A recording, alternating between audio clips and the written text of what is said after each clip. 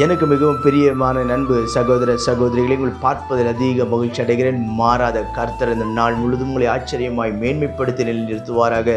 கர்த்தர் இந்த நாளை நமக்கு ஆசீர்வாதமாக்கி தரும்படிக்கு கர்த்தர் நமக்கு கொடுத்திருக்கிற வார்த்தை என்ன என்று பார்ப்போம். அது மார்க் 15வது அதிகாரம் 17-18 சொல்லுகிறது.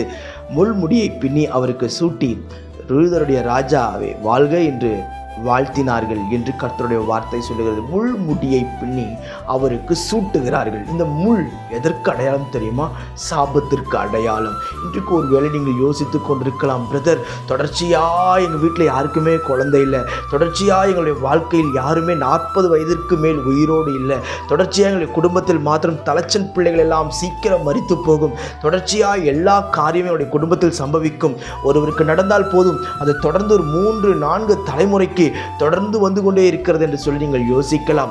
ஆண்டவராகிய இயேசு சிலுவையில் நடந்த சில காரியங்களை நாம் தியானிக்கிறோம், சில காரியங்கள் சம்பவித்ததை நாம் பார்த்து கொண்டிருக்கிறோம். அதில் ஒன்றுதான் என்ன தெரியுமா? முட்கிரீடத்தை இயேசுவின் தலையில் சூட்டினார்கள். வேத அறிஞர்கள் சொல்லுகிறார்கள், அந்த முட்கிரீடம் சூட்டப்பட்டு அது இயேசுவின் கண் வழியே வந்தது என்று சொல்லி சில வேத அறிஞர்கள் சொல்லி நான் கேட்டிருக்கிறேன். பிரியமானவர்களே, இந்த முள் எதற்கு அடையாளம் தெரியுமா?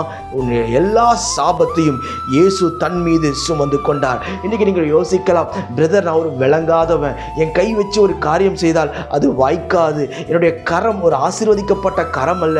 நீங்கள் ஏதாவது ஒரு நல்ல காரியம் செய்யும்போது என்கிட்ட சொல்லிட்டு போனீங்கன்னா அது உங்களுக்கு விளங்கவே விளங்காது. காரணம் என்ன?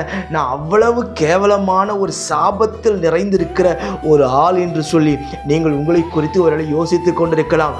ஆனால் உங்களை கர்த்தர் எப்படி பார்க்கிறார் தெரியுமா?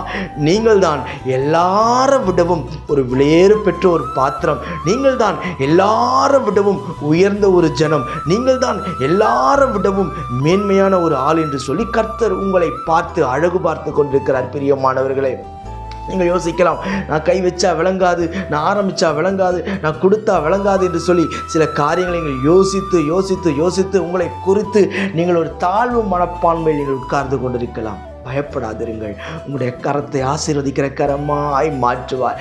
ஏந்தி நின்ற உங்களுடைய கரத்தை எல்லாம் கொடுக்கிற கரங்களாய் மாற்றுவார்.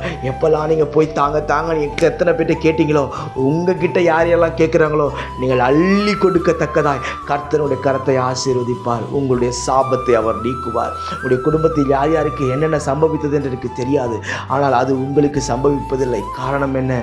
நீங்களும் நானும் சிலுவையை நாம் நோக்கி பார்க்கிறோம். சிலுவையில் அவருடைய சாபங்களை அவர் சுமந்து தீர்த்திருக்கிறார். எல்லாருடைய சாபங்களை அவர் சுமந்து தீர்த்தார்.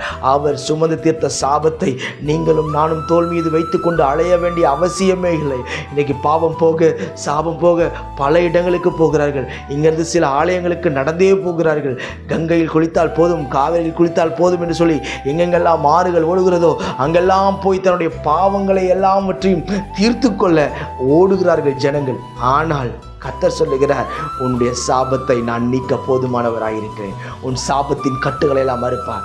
இனி நீங்கள் கையிட்டு செய்கிற ஒவ்வொரு காரியத்தையும் அவர் ஆசீர்வதிப்பார். நீங்கள் கையிட்டு செய்கிற ஒவ்வொரு காரியத்தையும் அவர் மேன்மைப்படுத்துவார். நீங்கள் என்னென்ன காரியத்தெல்லாம் நீங்கள் சாபமாய் நினைக்கிறீர்களோ அதை எல்லாவற்றையும் ஆசீர்வாதமாய் மாற்றுவார்.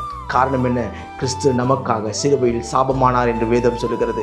எல்லா சாபத்தையும் அவர் ஆசீர்வாதமாய் மாற்றுவார். நான் உங்களுக்காக ஜெபிக்கிறேன். பரலோக பிதாவே, இந்த வார்த்தையெல்லாம் கேட்கிறேன். அன்பு சகோதர சகோதரி ஒவ்வொருக்காக ஜெபிக்கிறேன். என் தேவனுடைய கரம் ஒவ்வொருவரையும் ஆதரித்து நடத்தட்டும். என் தேவனுடைய சத்துவம் பலன் இறங்கி வரட்டும். எல்லாருடைய சாபம் இப்பொழுது நீங்கி போகட்டும் ராஜா. பாவத்தின் கட்டிலிருந்து விடுதலை தரும்படிக்கு நான் ஜெபிக்கிறேன். எல்லாருடைய முகங்களிலிருந்து கண்ணீரை துடைப்பீராக. இன்றைக்கு ஒவ்வொரு கரத்திலும் ஆசீர்வாதம் இறங்கட்டும் என்று நான் ஜெபிக்கிறேன்.